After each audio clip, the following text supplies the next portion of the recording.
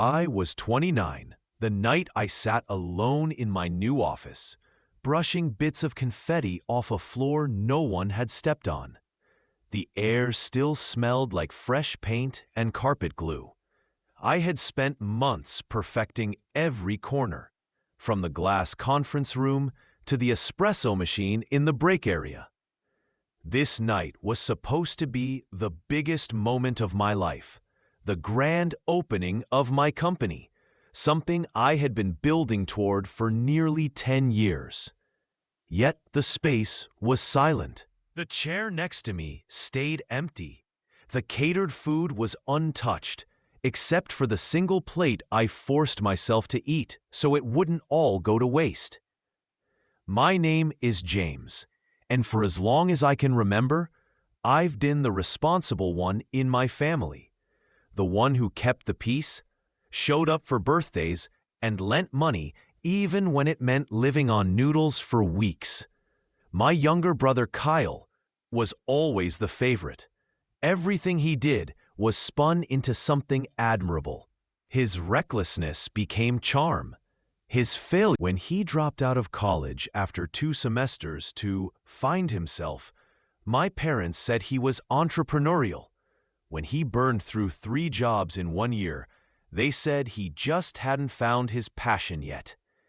Meanwhile, I quietly put myself through school, worked double shifts in a warehouse, and lived in a tiny studio that barely fit a bed and desk. Every dollar I saved went toward one goal: starting a real company. Not a hobby, not a side project, but a registered business with employees and office space, something that would last. So when I finally signed the lease and opened those doors, I thought my family would be proud. I sent digital invitations weeks ahead and even printed physical ones for my parents, knowing they'd claim they never saw the email. I arranged champagne, music, and a short speech to thank those who helped me along the way. At 6 p.m., I stood by the door in my best suit, waiting for someone familiar to walk in. At 6:15, I told myself they were just late. At 7, I refreshed my phone. No calls, no texts, no on our way. By 8, I quietly told the caterer to pack up the leftovers. I didn't cry. I just sat at a desk, sipping warm champagne from a plastic glass, staring at the empty room. Every sound echoed, and all I could think was, after everything I'd done for them, they couldn't even show up for one night. Then my phone buzzed. It was a picture in the family group chat. Kyle and my parents smiling in front of a new barbecue grill, drinks in hand. The caption read, "Housewarming success. No, sorry we couldn't make it. No, congratulations, James." Nothing. They had chosen Kyle's housewarming over my grand opening, like it was nothing at all. I couldn't reply. I just sat there, quietly cleaning up the last of the decorations before heading home. The next morning, I woke up to a message. I stared at the screen, coffee going cold in my hand. A cut? Of what? Kyle hadn't invested a cent, hadn't lifted a finger, hadn't even attended the launch.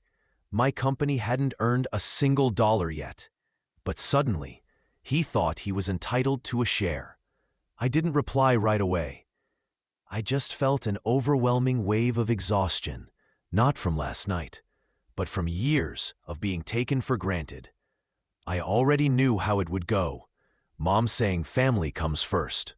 Dad insisting Kyle needs it more, and Kyle sending me a list of reasons why he supposedly deserved a percentage. But something inside me hardened that day. That message wasn't just a question, it was a test, and this time I wasn't going to give in. I put my phone down, poured another cup of coffee, and started thinking. For the first time, I realized I wasn't as powerless as they believed. I didn't reply that day or the next. Instead, I watched as the group chat filled with more pictures of Kyle's housewarming. More inside jokes I wasn't included in. Each message fueled a quiet anger inside me. By the end of the week, Mom texted again. "James, answer your phone. This is important." When I finally picked up, she skipped the greetings. "James, we've been trying to reach you for days," she said sharply. I paused, long enough for her to notice. "You're asking me about profits?" I said slowly. "But not one of you came to my company's launch." Silence. I could almost picture her standing in her kitchen, hand on her hip, already irritated. "James," she began in that calm but condescending tone, "you know how important Kyle's housewarming was. Everyone was there.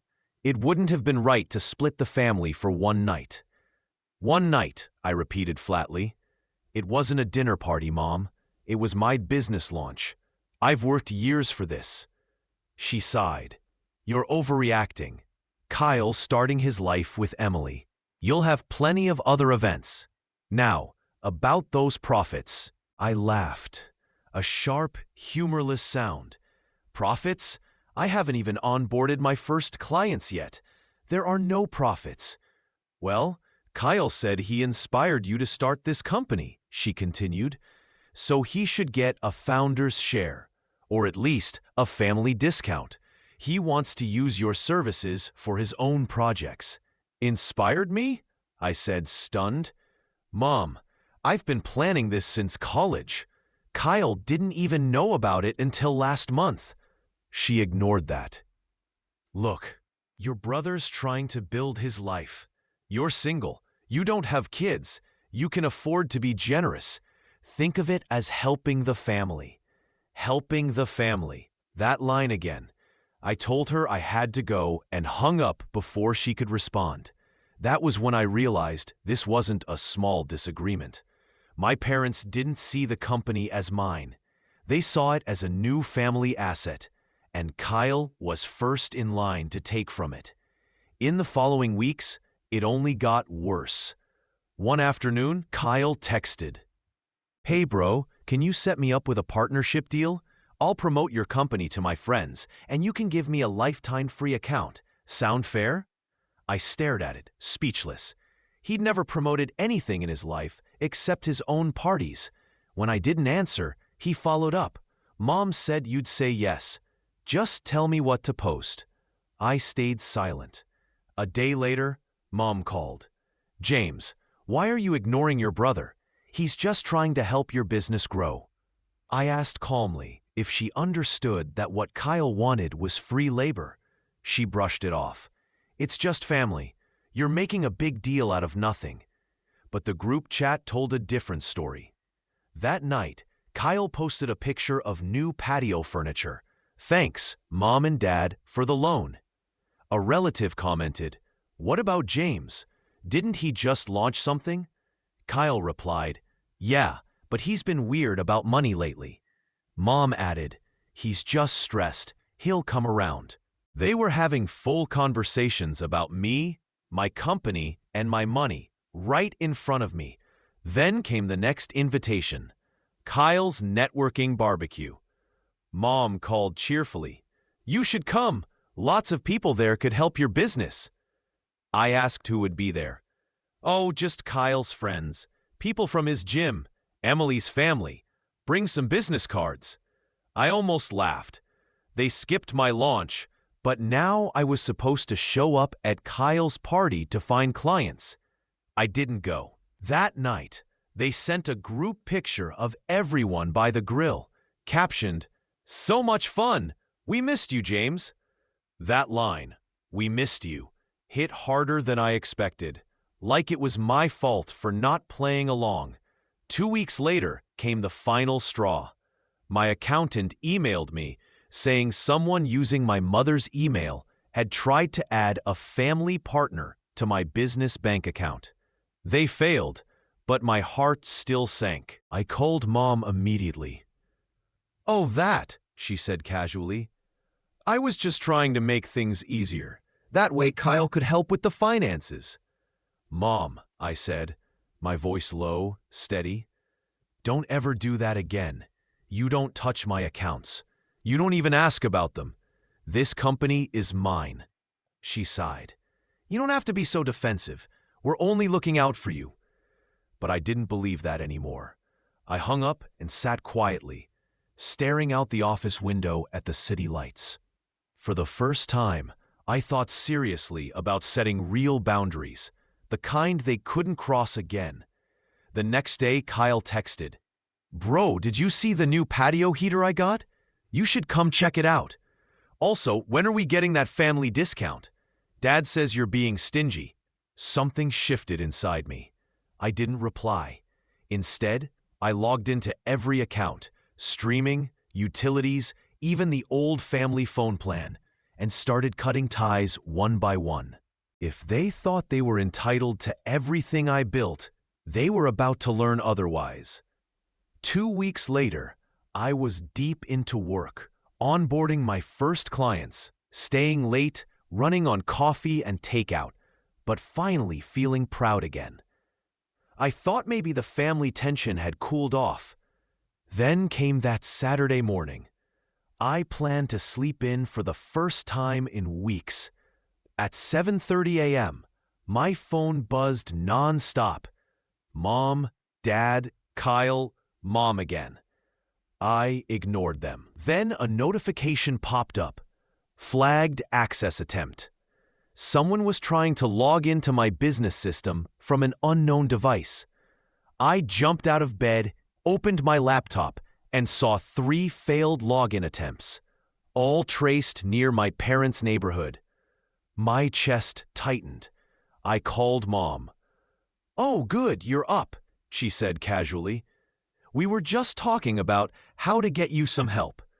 Kyle and I thought if we had access to your systems, we could handle some of the payments for you." "You tried to log in," I said sharply. Silence. "You tried to access my company account?" I repeated. "Well, yes," she said defensively, "but only because you've been secretive lately. We thought you were overwhelmed."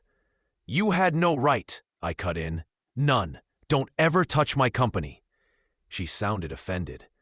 "James, you make it sound like we're criminals. We're your family. We're just trying to help." "Help?" I laughed bitterly. "You skipped my launch. You gossip about me. You demand money I don't have. And now you try to break into my accounts? That's not help." Her tone turned sharp. "You're being ungrateful.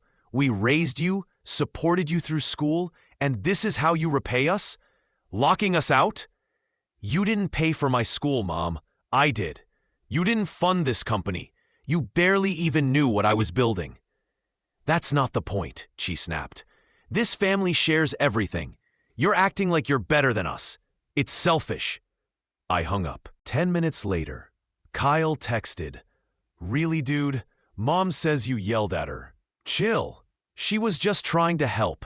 Also, I already told Emily we'd get that family discount. Don't make me look bad." My hands shook. It wasn't just about boundaries anymore. They truly believed they were entitled to my work. By Monday, it got worse. When I reached my office, an envelope was slid under the door, a handwritten letter from my father. "James, your attitude has become unacceptable. Your mother and I believe it's time you start giving back to the family. We propose a family stipend, 15% of your monthly revenue, to be divided fairly between us and your brother. Consider it a way to honor where you came from." I sat there, gripping the letter so tightly it crumpled. My father, who hadn't even come the biggest night of my life, now demanding a cut of my revenue. Not profits, revenue, before expenses, before salaries. It was so absurd I almost laughed. But the laughter never came, because deep down, I knew they meant it. That night, I couldn't sleep.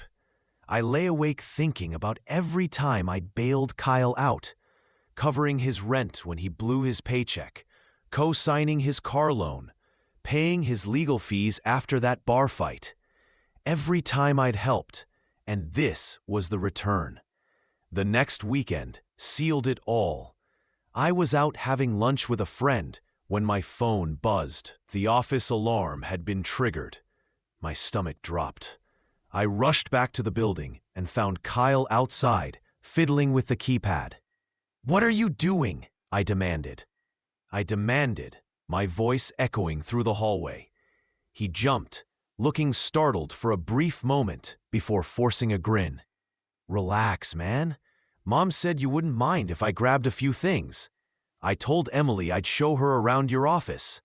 "You tried to break in?" I asked, my tone cold. "It's not breaking in if it's family," he said with a shrug, as if that made perfect. I stared at him, speechless for a second. "You need to leave," I finally said, each word steady. He scoffed. "Wow, really? You think you're too good for us now?" I stepped closer, my voice low. "If you ever try to enter this office again without my permission, I will call the police." His grin faded. "You wouldn't dare." He muttered something as he walked out. When the door shut behind him, I locked it and stood there, hands shaking. That was it. The line had been crossed, from disrespect to outright violation. For the rest of the weekend, I ignored every call and text. I sat at my desk, checking every system, business accounts, personal logins, security settings, and started locking everything down. I knew now this wasn't just about setting boundaries. This was a battle. And if they wanted to treat my company like their personal bank, they were about to learn what it meant when I closed the door for good. The Monday after catching Kyle in my office, I woke up feeling like I'd been hit by a truck. My body wasn't sore, but my chest, stomach, and head felt heavy. I sat at the edge of my bed, staring at my phone as it buzzed non-stop. Mom called twice, then Dad, then Kyle, each voicemail angrier than the last. "James." Mom's voice snapped on one message. "Your brother said you threatened to call the police on him. This is ridiculous. You need to apologize before this family completely falls apart." I deleted it without finishing. Then I stood up, made coffee on autopilot, and sat at the table, watching the steam curl up from the mug. For years, my family had been my safety net, even if they were difficult, loud, entitled, manipulative. I had been taught since childhood to keep the peace, to put their feelings first. But now, keeping the peace was destroying me. Tears started falling quietly. Not sobbing, just hot, silent tears that blurred my vision until I set the mug down. I rarely cried. I trained myself not to. But that morning, I felt hollow, like all the energy I'd poured into building my dream had been drained by the very people who should have supported it. I called in sick that day. My assistant covered for me, while I sat on the couch with my laptop, doing nothing. At one point, I opened the family group chat and scrolled through months of messages, every sarcastic jab at my expense. Every time, Kyle was praised for doing the bare minimum. Every time my parents brushed off my accomplishments. The more I read, the more something inside me shifted. At first, it was anger, sharp and bitter, but beneath it was a deep ache. I had spent years trying to earn their approval, to make them proud. It was never enough. By the end of the day, I'd made a decision. I was done trying. The next few weeks were tough. I started skipping family events altogether. When Mom called, I let it ring. When Dad texted, I ignored it. I worked late, sometimes sleeping at the office just to avoid them. But silence didn't make them stop. It made them louder. Mom showed up at my apartment one afternoon, knocking like she owned the place. When I cracked open the door, she launched right in. "James, this is childish. You can't cut us out just because you're upset. Your brother was only trying to help." "Trying to help by breaking into my office?" I asked, tired. "You're exaggerating," she said, waving it off. "He just wanted to see the space. You should be flattered. He cares." I looked at her, and for the first time, I didn't feel guilt, just distance. "I'm busy," I said, and shut the door before she could continue. Leaning against the door, my heart pounded, but I also felt something new: relief. The next weekend, I skipped a big family dinner that had been planned for months. Mom sent 20 texts, everything from guilt trips, "Your grandmother was asking about you," to anger, "You're embarrassing us," to, "Don't expect our support if things get tough." I didn't respond, but the silence had its cost. Work became harder. I was constantly exhausted, my mind replaying arguments that hadn't even happened. I stopped sleeping through the night, waking up at 3 a.m., drenched in sweat, picturing Kyle at my office door, smirking. I grew short with my staff, distant with friends, and careless with small tasks. One night, I stayed at the office until dawn, checking numbers over and over, terrified I'd miss something crucial and prove them right, that I couldn't do it alone. But slowly, through the fatigue and fear, something else emerged: clarity. One Friday night, I sat down with a notepad and started writing, not emails or tasks, just a list. Every account my family could access, every shared bill, every old login, every potential opening they had into my business or life. It wasn't just a to-do list, it was a strategy. That weekend, I acted. I called my bank to add new security measures, enabled two-factor authentication on every platform, moved my savings to a new bank, met with my attorney to secure company paperwork so no one could alter it without me. With every step, I felt a little lighter. By Sunday night, sitting back in my chair, I felt something I hadn't in months: calm. Not joy, not victory, just peace. Because for the first time, I wasn't reacting. I was preparing. And deep down, I knew this was only the beginning. It's strange how freeing it feels when you stop begging for someone else's approval. After that weekend, everything shifted. I stopped waiting for texts from mom or dad, stopped replaying old conversations, stopped wondering what they said about me. I started focusing on what I could control, what I could build. That Monday, I arrived at the office before sunrise. The city was quiet, and for the first time in months, I felt excited. I brewed fresh coffee, sat down, and mapped out the next 3 months of company growth. My first clients were small, but word spread fast. One referral led to another. Soon, I had meetings lined up with larger firms, contracts that could stabilize the company for a year. Without the constant family noise, I was sharper, more focused. One by one, deals started closing. I'll never forget the first big client, a mid-sized firm that had been hesitant for months. After our final meeting, the CEO shook my hand. "James, you clearly care about what you're building. That's why we're choosing you." I left that meeting grinning. When the contract came through, I stayed late to check the numbers twice. When I saw the revenue projections, I leaned back in my chair. Watching something I'd worked so hard for finally thrive, it felt incredible. But the best part wasn't the money, it was confidence.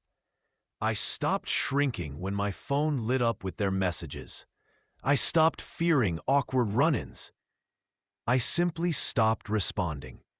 One afternoon, Mom left a long voicemail filled with sighs and pauses. "James, this has gone on long enough. Your brother is hurt. Your father and I are hurt. We just want to sit down and work this out. Family is supposed to share." I listened to it twice, calmly deleted it, and went back to reviewing a new contract worth more than my first 3 clients combined. Then, something unexpected happened. Kyle texted. Not to argue, but to ask, "Hey bro, do you know anyone hiring? Things are kind of tight right now." I stared at the screen for a long moment. I could have ignored him or gloated. Instead, I typed back, "No, sorry, things are busy here." And that was it. The balance of power had shifted. ... I didn't have to raise my voice or justify myself anymore. For the first time in my life, I had the freedom to stay silent. That silence unsettled them more than any argument ever could. Messages began flooding in again. Kyle wanted to borrow money for rent. Mom asked if I could cover the cost of a family vacation they had already booked but couldn't afford. Dad left a voicemail mentioning my new clients, suggesting it was only fair to share some of my success. I didn't reply to any of them. Instead, I focused on my work. Within a few months, my income doubled. I moved the company into a brighter, larger office with space to grow. I bought new furniture, upgraded our systems, and hired a junior manager to ease my workload. For the first time, I felt like a real CEO. That's when I began thinking beyond growth, toward long-term protection. I established a holding company for my assets, transferred all intellectual property under it, and structured ownership so that anyone trying to interfere would face several legal layers before even identifying what I owned. I updated my will, ensuring everything was protected from anyone who might try to claim a portion for the family's benefit. Each action made me feel calmer and more in control. Ironically, the more distance I created, the louder my family became. Mom sent emotional emails about missing her son. Kyle posted vague social media rants about people forgetting their roots. Dad kept leaving voicemails about discussing the family's future. Kyle even showed up outside my new office once, but he couldn't get in. I had upgraded to a secure, access-controlled system. I watched him pace on the camera feed before leaving. I saved the footage, because as confident as I felt, I knew they weren't finished, and when they came back, I would be ready. By spring, my company was thriving. I had a loyal team, steady contracts with several mid-sized firms, and consistent cash flow. The business no longer felt fragile. It felt stable, and that stability gave me the mental clarity to plan ahead.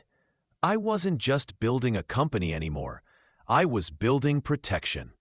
One afternoon, while finalizing legal paperwork with my attorney, he asked, "Do you still want to include that clause preventing family from gaining control of the business?"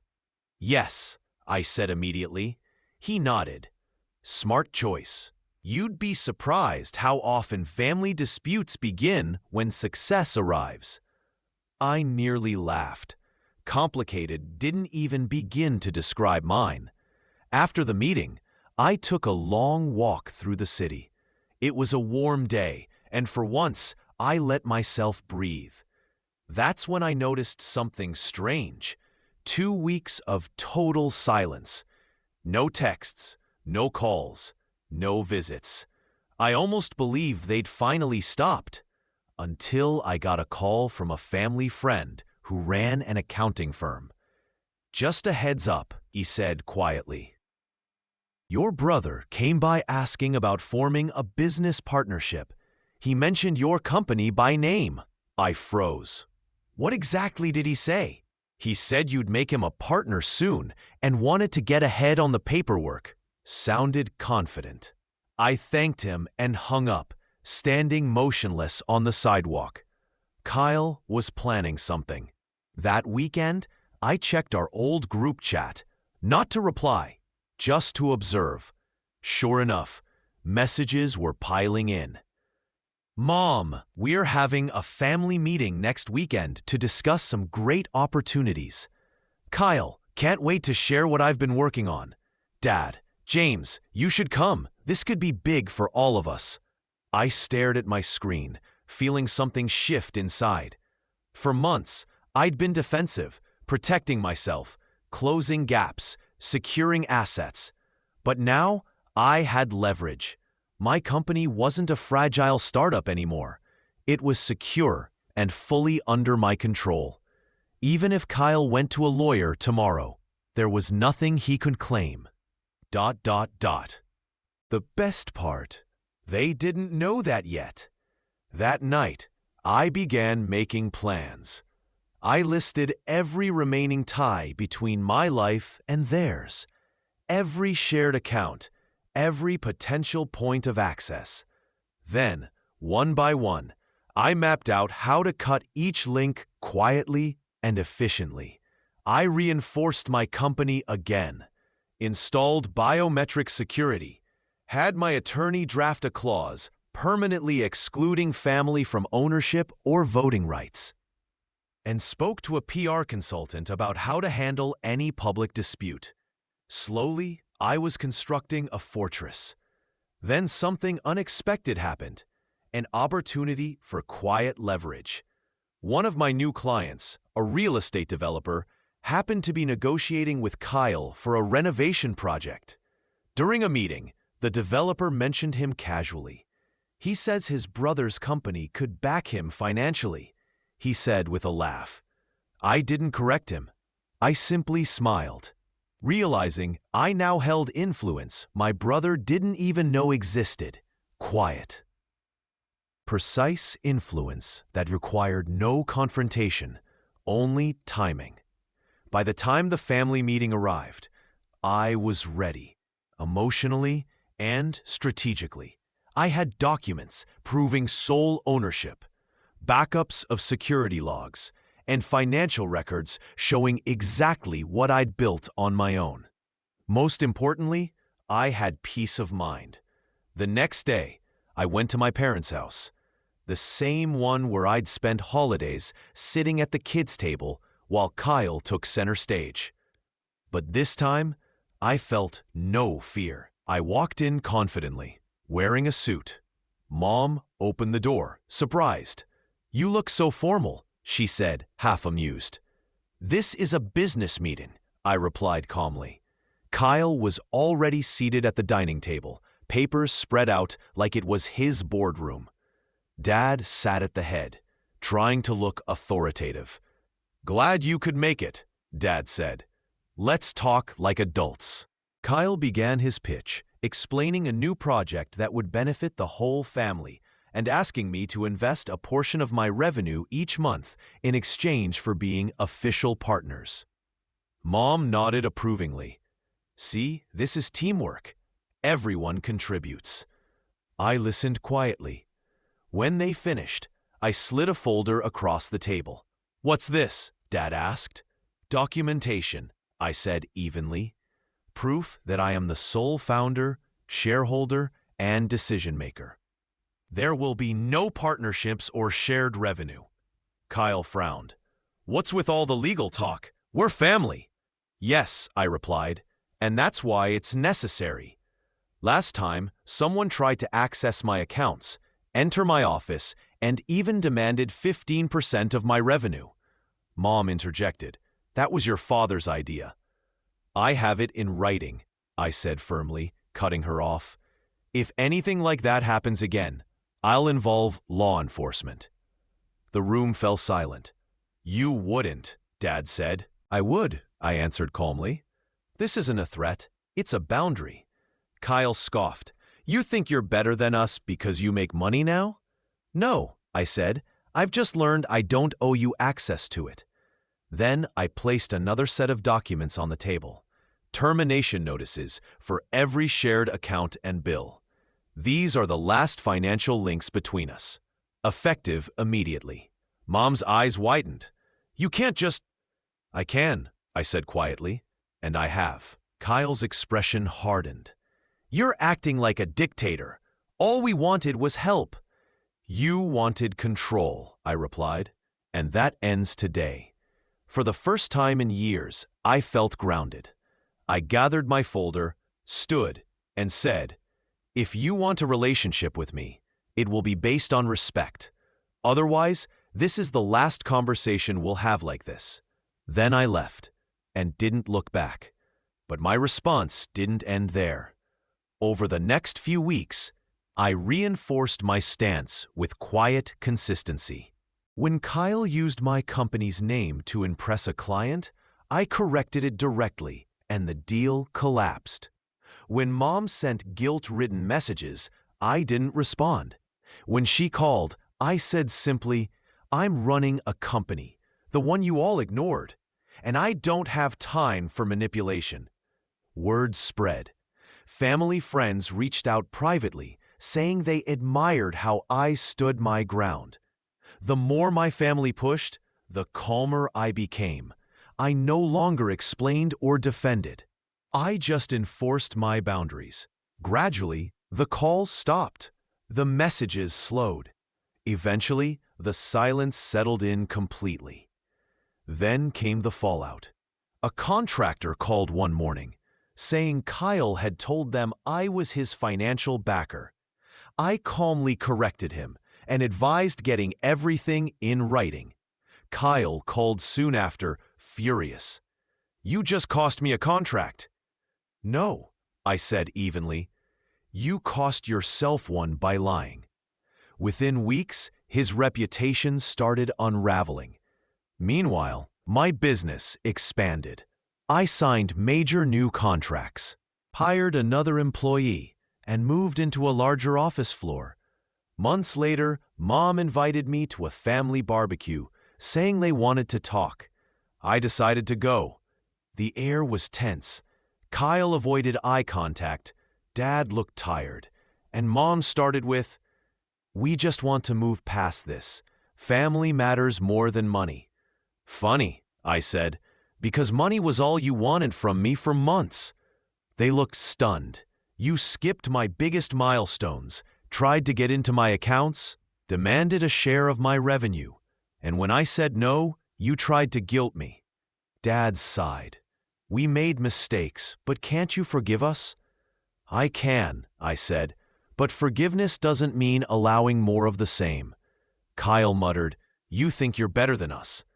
No, I said quietly, I just stopped being your safety net. I stood up, steady and calm. Here's the truth. I built this company from nothing. You didn't just fail to support me. You tried to take from me. That ends now. If you want a relationship, it'll be as family, not as partners. I walked toward the gate, pausing once. If you ever try to cross that line again, I'll treat it like any other trespass. Then I left. Driving home, I felt peace, not fragile or temporary, but firm. That night, I sat in my office, looking out at the city skyline. I thought of every sacrifice I'd made, every moment I'd chosen their comfort over my own goals. And I smiled, because now they finally understood. The next morning, I woke to a message from Mom. We'll respect your wishes. We just hope someday you'll come back. I didn't reply. Instead, I sent a photo of my office, the polished floors, the company's name glowing on the wall, with a short message. You had your chance to be part of this. That chance is gone. Then I muted the chat permanently. I leaned back in my chair, exhaled deeply, and felt something new, not exclusion, but independence. For the first time, I wasn't standing outside my family. I had built something entirely my own, and this time, no one could take it away.